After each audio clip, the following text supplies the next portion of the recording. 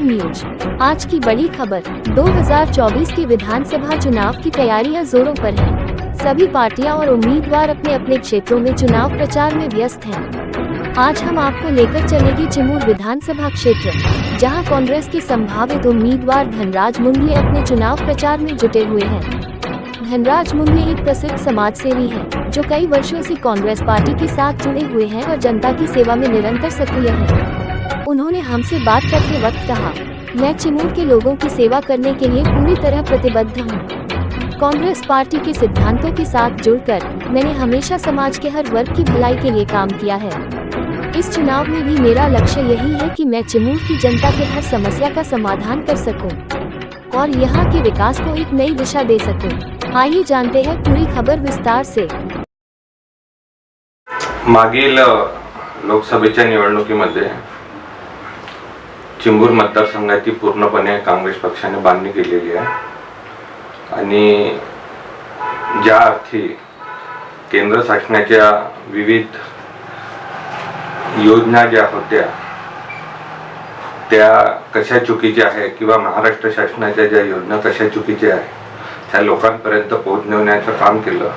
त्या माध्यमातून लोकांमध्ये जनजागृती झाली आणि पर्यायी चिंबूर विधानसभेमध्ये काँग्रेसला 39,000ची आघाडी मिळाली।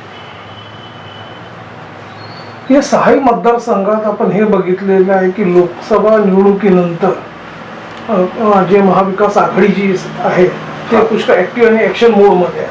तर आपण काँग्रेसतर्फे पण इथे दावेदार आहात। मला सांगा, कशा प्रकारचे आपले जनसंपर्क कार्य सुरू आहे, काय भेटीगाठी सुरू आहे त्याबद्दल सांगा।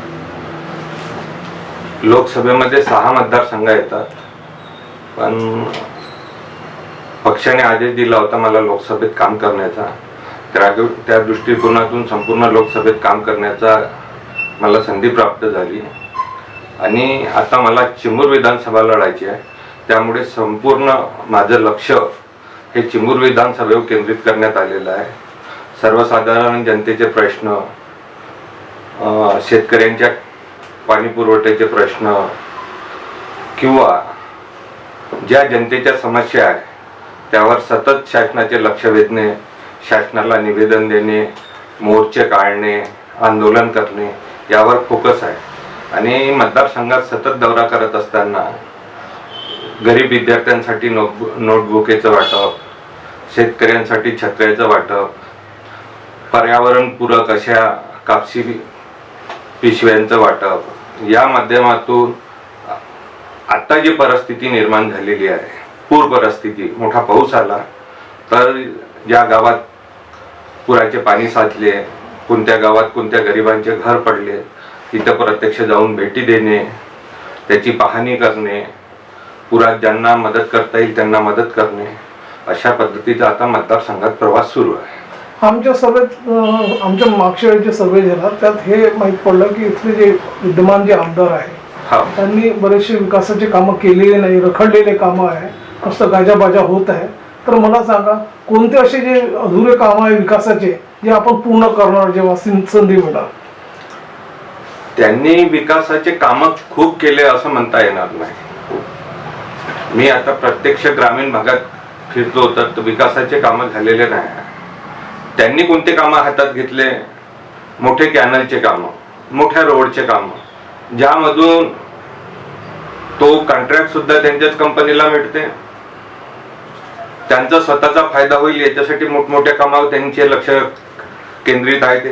परंतु जनतेचे जे छोटे काम आहे या कामाकडे विद्यमान आमदारांचं लक्ष नाही। उदाहरण सांगायचं झाल्यास, एखाद्या गरीबाचं विहिरीचे पैसे अडकले, जवाहर योजनेच्या, धडक योजनेच्या विहिरीचे पैसे त्या शेतकऱ्याला मिळाले नाही, तर हे पैसे काढून देण्यासाठी ते कधी काम करताना दिसत नाही। एखाद्या गरीबाच्या घरकुलाचे पैसे अडकले असेल, घरकुल पूर्णत्वास होण्यास आलेला आहे, पाणी येण्याचा वेळ आलेली आहे, घरकुल पूर्ण नाही झालं, पण त्याचे घरकुलाचे पैसे काढून देण्यासाठी आमदाराचे माणसं किंवा आमदार स्वतः समोर येत नाही। एखाद्या म्हातारीचा पेन्शन थांबली असेल, संजय गांधी निराधार योजनेची, वृद्ध महिलेची, तर तिची पेन्शन पूर्ण करण्यासाठी कोणी समोर आलेले नाही आहे। चिमूर मतदारसंघामध्ये एकंदर आपण बघितलं तर चुरशीची लढत आहे. बरेचसे राजकीय जे गट आहेत ते सरसावलेले आहेत. त्यांना असं वाटतं की आम्हाला तिकीट मिळाली पाहिजे, पक्षातूनच हे कॉम्पिटिशन आहे.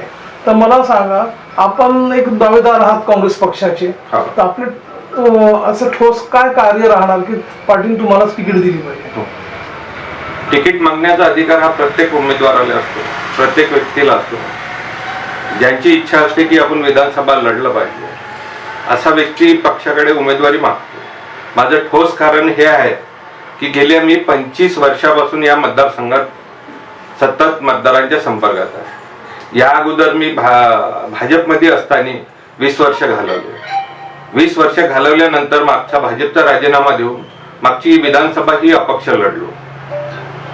त्यानंतर काँग्रेसमध्ये प्रवेश केल्यानंतर गेल्या 3 वर्षापासून काँग्रेसच्या कार्यक्रमासाठी आंदोलनासाठी मीटिंग असो सतत मी फिरत असतो. आणि महत्वाचा मुद्दा की ओबीसी साठी सतत प्रयत्नशील असतो. मी पक्षानं मला जी जबाबदारी दिली ओबीसी संघटनेची, यासाठी सतत माझे मतदारसंघात प्रवास सुरू असते. लोकसभा निवडणुकीनंतर जे भारतीय जनता पार्टी जे आहे, महायुतीला जे पराजय मिळालेला आहे, त्या कारणाने आपण हे बघतो की महाविकास आघाडीमध्ये उत्साहाचे वातावरण आहे. तर मला सांगा, आता ही जी चिमूर मतदारसंघ जे आहे तिथून आपण लढा देत आहे, तर मला सांगा येथील जे मुख्य मुद्दे तुम्ही सांगितलेलेच आहे, तर त्या व्यतिरिक्त आणखी काय मुद्दे राहणार आणि काय मुद्दे घेऊन तुम्ही जनतेच्या समोर जाते त्याबद्दल सांगा. या 2-3 मुद्दे तर अतिशय महत्वाचे आहेत. लोकसभेच्या अगोदर वास्तविक पाहता या शासनाने जिल्हा परिषदच्या निवडणुका घ्यायला पाहिजे होत्या, पंचायत समितीच्या निवडणुका घ्यायला पाहिजे होत्या, नगरपंचायतच्या निवडणुका घ्यायला पाहिजे होत्या, नगर परिषदच्या निवडणुका घ्यायला पाहिजे होत्या. ज्या प्रश्नाशी जनतेची नाड जोडलेली आहे ह्या निवडणुका शासनाने घेतल्या नाही आणि लोकसभेच्या निवडणुकीपर्यंत लोकांना वाट पाहावी लागली. आज प्रत्येक नगर परिषदमध्ये, प्रत्येक नगरपंचायतमध्ये आणि प्रत्येक क्षेत्रामध्ये प्रशासन काम करते. म्हणजे एकतर्फी कारभार सुरू आहे. म्हणजे असं म्हणण्याला हरकत नाही की सध्या जनतेचा कुणी वाली नाही. आज या भेसी गाव सारख्या नगरपंचायतमध्ये 17 मेंबर आहेत. 17 पैकी एकटा सीओ कारभार पाहते. चिमूर नगर परिषद, नागभीड नगर परिषदमध्ये एकटा सीओ कारभार पाहते. एक व्यक्ती एवढ्या मोठ्या 25,000 लोकांचा प्रश्न कसे सोडवणार, असे जनतेसमोर अनेक प्रश्न आहेत. या निवडणुकीच्या तोंडावर हे जे महायुती सरकारतर्फे जी योजना जाहीर केलेली आहे, माझ्या लाडकी भाऊ बहीण आणखी भाऊ, ही योजना जी जाहीर केलेली आहे त्याला उत्तम प्रतिसाद मिळतोय जनतेकडनं. तर मला सांगा, ते हे 3 महिन्यापूर्वीच यांनी जाहीर केलेलं आहे, त्याचे इम्पॅक्ट कशा प्रकारे होऊ शकतं आपल्या चिमूर विधानसभा क्षेत्रावर, त्याबद्दल सांगा. या लाडली बहीण योजनेबद्दल मला असं म्हणावं वाटते की जर आपल्या बहिणीला खरंच मदत करायची आहे तर आपण अटी घालून काय का म्हणून करायची, सरसकट करा ना. प्रत्येक महिलेंना 15,000 रुपये, 1,500 रुपये मानधन द्या ना. आणि हे निवडणुकीच्या समोर आहे. जे मध्य प्रदेश शासनानं केलं ते महाराष्ट्र शासन करत आहे. जर द्यायचीच होती तर निवडणूक झाल्याबरोबर द्यायला पाहिजे होती आणि सरसकट द्या ना. पात्र महिला, अपात्र महिला, ह्या अटी त्या अटी, हे कागद लागणार, ते कागद लागणार. ज्यांच्या जो कागद नाही आहे त्या महिलांनी काय करायचं. आज चिमूर याच्यात जवळजवळ 28,000 महिला आहेत आणि आतापर्यंत 4,000 महिलाच लाभार्थी झाले आहेत. म्हणजे 25% बी महिलांनी फॉर्म भरलेले नाही आहे.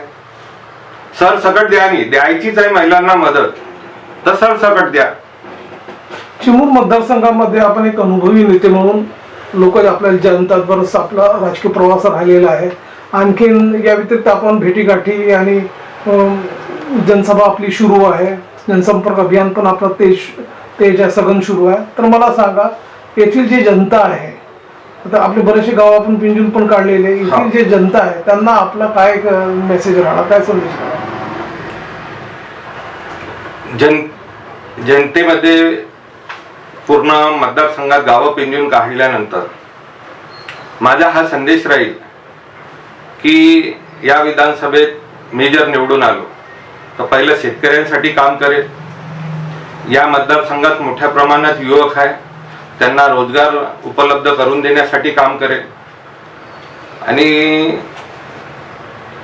या दोन्ही तालुक्यामध्ये चिंबूर विधानसभेमध्ये जे 2 तालुके येतात आणि एक ब्रह्मपुरीचा 40 गाव, या दोन्ही तालुक्यात कुठल्याही रोजगाराची सोय गेल्या 10 वर्षात या आमदारांनी उपलब्ध करून दिलेली नाही.